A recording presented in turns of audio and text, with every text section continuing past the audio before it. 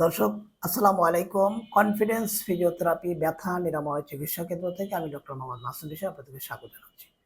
দর্শক, আজকে আমরা কথা বলবো যাদের ক্রনিক টেনিস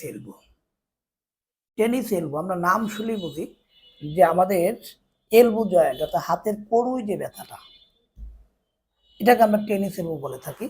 এই টেনিস এলবো নিয়ে আজকে আমরা কথা বলবো যারা দীর্ঘদিন পর্যন্ত টেনিস এলবোতে ভুগতেছেন কিন্তু ব্যথা ভালো হচ্ছে না। এর আসলে প্রধান কারণ কি এবং কেন হচ্ছে না, করণীয় কি? কেন ভালো হচ্ছে না যদি আমরা কারণ খুঁজতে যাই, সেক্ষেত্রে আমরা বিভিন্ন ভিডিওতে আগে বলেছি টেনিস এলবো কেন হয়, অর্থাৎ যেখান থেকে ব্যথার উৎপত্তি হচ্ছে। একটা শুধু উদাহরণ দেই, ধরেন এটা একটা যে কোনো একটা আমরা বাটা বলি বা যাই বলি, এই মুখটা ধরেন খুব টাইট করে আটকানো আছে।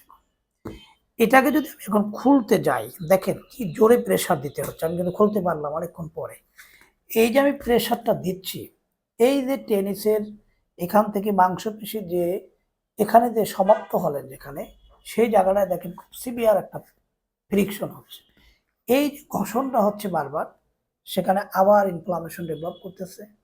এখানে টেন্ডনে আবার পেইন হচ্ছে, ইনফ্লামেশন হচ্ছে, যার কারণে এই পেইনটা দীর্ঘমেয়াদী থেকে যাচ্ছে। অর্থাৎ আমি বোঝাতে চাচ্ছি, যেখান থেকে পেইনটা উৎপত্তি হচ্ছে সেই পেইনটাকে উৎপত্তি স্থলটাকে আমাকে বন্ধ করতে হবে। অর্থাৎ আমার যেই কাজের ফলে উৎপত্তি হয় সেই কাজগুলোকে আমাকে আগে বন্ধ করতে হবে, তাহলেই টেনিস এলবো কমে যাবে। এবার আমরা আসি যে টেনিস এলবোর আসলে আমাদের করণীয় কি। আমরা দেখেন আমাদের যে লম্বা হাতটা হিউমেরাস, এই হিউমেরাসের যে উঁচু অংশটা যেটাকে আমরা কন্ডাইল বলি, এই কন্ডাইলের এখানে একটা বনি পার্মানেন্ট এরিয়া, এখানে কিন্তু মাংসপেশি কম, শুধুমাত্র হাড়। দেখেন যাদের টেনিস হয় তাদের যদি আমরা এইভাবে প্রেসার দেই, হাড়টাকে সোজা করে এই টেন্ডনের এখানে যদি প্রেসার দিই, পেশেন্ট সিভিয়ার পেইনে চিৎকার করতে থাকে। অর্থাৎ এই জায়গাটাকে যদি আমরা সুন্দর মতো ডিটিএফ দিতে পারি, ডিপ ট্রান্সভার্স ফ্রিকশন ম্যাসেজ, এই ডিটিএফএম যদি আমরা ঠিকমতো এখানে যাদের ক্রনিক টেনিস এলবো, যদি আমরা এখানে ফ্রিকশন ম্যাসেজটা ঠিকমতো দিতে পারি, একটু খেয়াল করবেন, একবার ভেতরের দিকে নিচ্ছি, একবার বাইরের দিকে। এই ডিপ ট্রান্সভার্স ফ্রিকশন ম্যাসেজটা যদি আমরা ঠিকমতো করতে পারি, তাহলেই এখানের যেই মাংসপেশি যতটুকু আছে সেটা রিল্যাক্স হয়ে যাবে, টেন্ডনটা রিল্যাক্স হয়ে যাবে, জমে থাকা পেনটা আস্তে আস্তে কমতে শুরু করবে। যেহেতু ক্রনিক, সেক্ষেত্রে আইস দেওয়ার পরিবর্তে আপনি গরম শেক দিতে পারবেন। গরম শেকের ক্ষেত্রে আমরা বলবো আপনি বাসায় hot water bag, heating bag ইত্যাদিতে দিতে পারেন। তবে সবচেয়ে ভালো কাজ করে ওয়াক্স থেরাপি, অর্থাৎ মোম ফলানো যে থেরাপিটা, মোম প্যারাফিন বেজলিন কম্বাইন করে যে আমরা প্যাকটা তৈরি করি, সেটা যদি এখানে নিয়মিত দেওয়া যায় তাহলে টেনিক্যাল জুতে খুবই মিরাকেলি রেজাল্ট হয়। এরপর আপনি দিতে পারেন পাশাপাশি sound wave vibration, electrical stimulation, এগুলো আপনি দিতে পারেন। আমরা পাশাপাশি একটা এক্সারসাইজ আপনাদেরকে, একটা বা দুইটা এক্সারসাইজ আমরা দেখাচ্ছি। দেখুন আমার হাতে এটা হচ্ছে একটা ডাম্বেলের সবাই পরিচিত জিনিস, যেটা দিয়ে আমরা ব্যায়াম করে থাকি।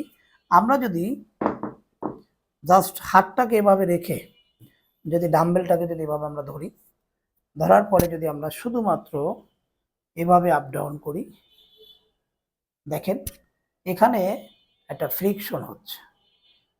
এই যে টেন্ডনটা বারবার এখানে ওঠানামা করছে, ফ্রিকশন হচ্ছে, আস্তে আস্তে সেখানে ব্লাড সার্কুলেশন বাড়তেছে, আস্তে আস্তে এখানে ইনজুর যে এরিয়াটা আছে এটা আস্তে আস্তে হিলিং হচ্ছে।